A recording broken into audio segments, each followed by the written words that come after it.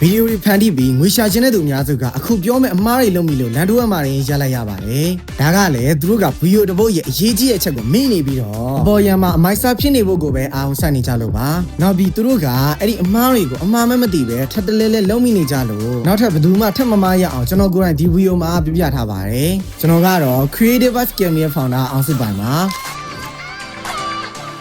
ဒီနေ့ခေတ်မှာကိုယ့်နဲ့နေဖန်တီးပြီး personal brand တိစောက်ဖို့အားလုံးကကြိုးစားနေပါပြီ။ဒီတော့ဗီဒီယိုတွေဖန်တီးတတ်ဖို့ကအရေးကြီးလာလို့အခုမှစလေ့လာတဲ့ beginner တွေကလည်းအများကြီးပါပဲ။ဒီနေရာမှာသူတို့ပထမဆုံးလုပ်မိကြတာက editing ကိုစိတ်ကျဉ်တတ်တဲ့အထိအကောင်းဆုံးဖြစ်ချင်တာပါ။ဒါဟာအမှားလို့ပြောရခက်ပေမဲ့ကိုယ့်နဲ့ creation မှာတော့ audience ကကိုယ့်ရဲ့ editing ကိုပဲထမ်းကြည့်နေမှာမဟုတ်ပါဘူး။အဓိကကကိုယ့်ရဲ့ဗီဒီယိုကနေသူတို့အတွက်အဖို့တန်တဲ့ value တစ်ခုကိုပေးနိုင်မှုပါ။ဒါကြောင့်ဒီနေရာမှာ storytelling ဆိုတဲ့ပညာကတိတ်ကိုအရေးကြီးသွားပါပြီ။နောက်ထပ် beginner အများစုလုံးမိတတ်ကြတာကဗီဒီယိုတွေကိုမြင်များတင်နိုင်လေမြင်များအောင်မြင်လေပဲလို့တွေးကြတာပါတကယ်တော့ဘာ quality မှမပါတဲ့ဗီဒီယိုအပုတ်တရားထက်တန်ဖိုးတစ်ခုပေးနိုင်တဲ့ဗီဒီယိုတစ်ပုတ်ကအများကြီးပိုကောင်းပါလေဒါကြောင့်အရေးသွေးကိုဂယူးမဆိုင်ပဲအရေးအတွက်နောက်ပဲလိုက်နေမယ်ဆိုရင်တော့ကိုယ့်ကိုတကယ်တန်ဖိုးထားတဲ့ audience တွေရလာမှာမဟုတ်ပါဘူး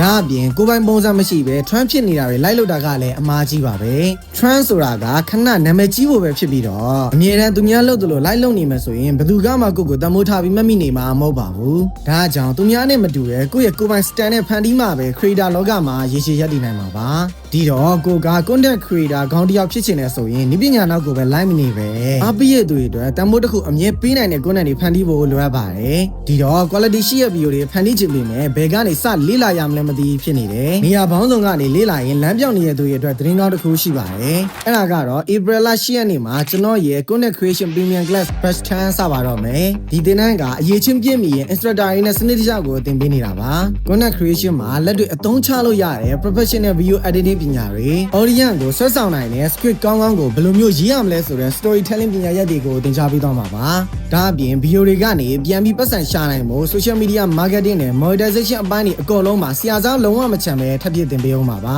နောက်ပြီးကျွန်တော်တို့ကစနစ်တကျနဲ့တကယ်အလုပ်ဖြစ်အောင်သင်ပေးနေလို့ဒီလိုမျိုး feedback တွေကိုလည်းအမြဲတမ်းပြန်ကြားနေရပါတယ် Creative Academy ရဲ့သင်ခန်းစာတွေကလိုတိုရှင်းပေါ့ကျွန်တော်တို့မျိုးဘာမှနားမလည်သေးတဲ့လူတောင်မှတလအတွင်းမှာနားလည်အောင်လုပ်ပေးနိုင်တယ်သင်ခန်းစာဒီတိုင်းပဲသင်နေတယ်ဆိုရင်တော့မှကျွန်တော်ဒီလအတွင်းဒီလောက်လုံနိုင်လိမ့်မယ်လို့မထင်ပါဘူးအပတ်စဉ်တိုင်းမှာ script အပတ်ရှိမယ် video editing ပတ်ရှိမယ်ကျွန်တော်ဒီ channel discussion ပတ်တွေရှိတယ်အပတ်စဉ်တိုင်းမှာကျွန်တော်တို့က assignment တွေလုပ်ရတယ်အဲ့ဒီ assignment တွေကျေးဇူးကြောင့်လို့ကျွန်တော်ထင်ပါတယ်ဒီ assignment တွေလုပ်တဲ့အခါမှာလည်းဆရာမတွေကတခြားကျွန်တော်တို့ feedback ပေးတယ်ပေးတဲ့ပုံမှာကျွန်တော်တို့လိုအပ်တဲ့ဟာတွေပြန်ပြုပြင်ပြီးတော့နောက်တဲ့ assignment တွေထပ်တင်ရတယ်ပြီးရင် discussion မှာသိချင်တဲ့ဟာတွေကိုလည်းစိတ်ရှိလက်ရှိနဲ့အသေးစိတ်ရှင်းပြပေးတဲ့အတွက်ကျွန်တော်အခုချိန်မှာတစ်လအတွင်းမှာဒီလောက်လုံးနိုင်တယ်လို့ကိုယ့်ကိုယ်လည်းကျင့်နေအားရမိပါတယ်အဲ့အတွက် Creative Academy မှာကိုအောင်စုပိုင်နဲ့ဆရာမတွေအားလုံးကိုအထူးပဲကျေးဇူးတင်ရှိပါတယ်နောက်လည်းအခခွင့်ကြုံရင်ထပ်ပြီးဆုံးညင်ပါသေးတယ်ခင်ဗျာအားလုံးကျေးဇူးပါဒီလောက်ဆိုရင်ကျွန်တော်တို့ရဲ့သင်တန်းကိုဘာကြောင့်တက်တင်လဲဆိုတာကိုနားလည်လောက်ပါပြီငွေကြေးတစ်ခုရဲ့အတွက်ပဲရည်ရွယ်ပြီးဖွင့်ထားတဲ့သင်တန်းတွေမဟုတ်ပဲတကယ်တက်အောင်သင်ချပေးနေတာကြောင့်ကိုယ့်ရဲ့စီးပွားရေးမှာ content creation ကိုထိရောက်အသုံးချဖို့စဉ်းစားနေရဆိုလို့ရှိရင်အခုပဲ Creative Academy page messenger ကိုလာခဲ့လိုက်ပါသင်တန်းမှာပြန်နေကြပါမယ်ခင်ဗျာ